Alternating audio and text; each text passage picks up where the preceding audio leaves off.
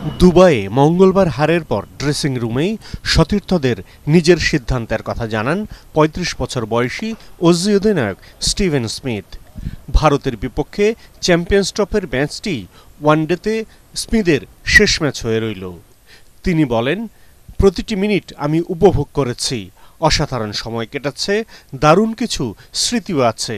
চমৎকার সব সতীর্থদের নিয়ে দুটি বিশ্বকাপ জয় ছিল সবচেয়ে উল্লেখযোগ্য। ২০২৭ বিশ্বকাপের প্রস্তুতি শুরু করার উপযুক্ত সময় এখনই, তাই সরে যাওয়ার এটি সঠিক সময় মনে হচ্ছে। ওয়ানডে ক্রিকেটে ১৭০ ম্যাচ খেলে ৮৭ স্ট্রাইক রেটে ৪৩.28 গড়ে এই ডানহাতি ব্যাটার করেছেন ৫,৮০০ রান। অস্ট্রেলিয়ানদের মধ্যে সর্বোচ্চ রানের তালিকায় ১২তম স্থানে তিনি।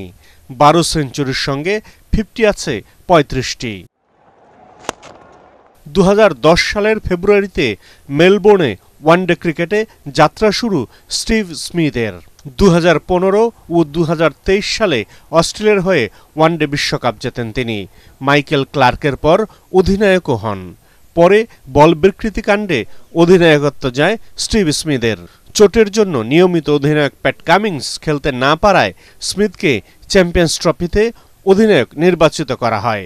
৬৪ ম্যাচে দলকে নেতৃত্ব দিয়ে জিতেছেন ৩২টি আর হেরেছেন ২৮ ম্যাচে। ওয়ানডে ক্রিকেটকে গুড বাই জানিয়ে স্টিভ স্মিথ এখন মনোযোগ বাড়াতে চান টেস্ট ও টি-20 ক্রিকেটে।